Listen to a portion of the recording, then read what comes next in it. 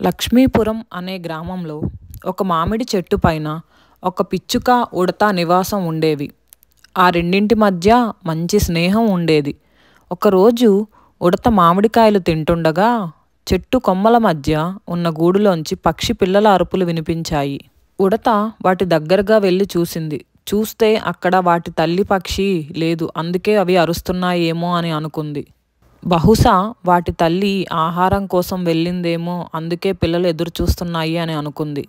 ఎంతసేపటికి పిల్లల అరుపులు ఆగకపోవడంతో మరోసారి వెళ్ళి చూసింది. అయినప్పటికీ తల్లి రాలేదు. వెళ్ళి ఈ విషయం తన స్నేహితుడు అయిన పిచ్చుకకి చెప్పింది. అప్పుడు పిచ్చుక, ఇప్పుడు మనం ఏం చేద్దాం అని ప్రశ్నించింది.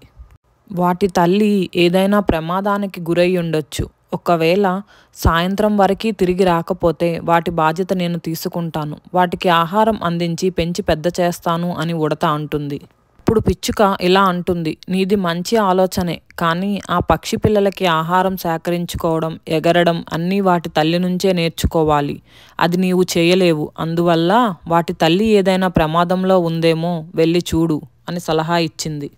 ఉడత వెళ్ళి ఆ గ్రామం మొత్తం గాలిస్తుంది. అలా ఉడత వెతుకుతుండగా ఒక చెట్టు కింద పడిపోయి ఉన్న తల్లి పక్షిని గమనించింది.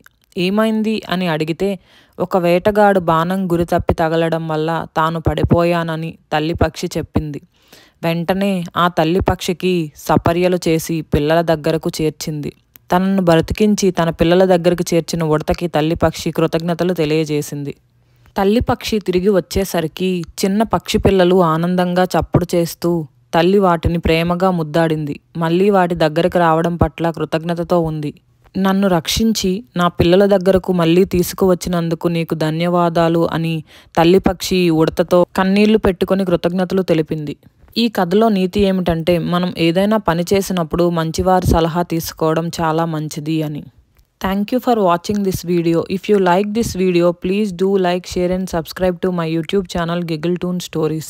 And also please click the notification bell icon for more videos.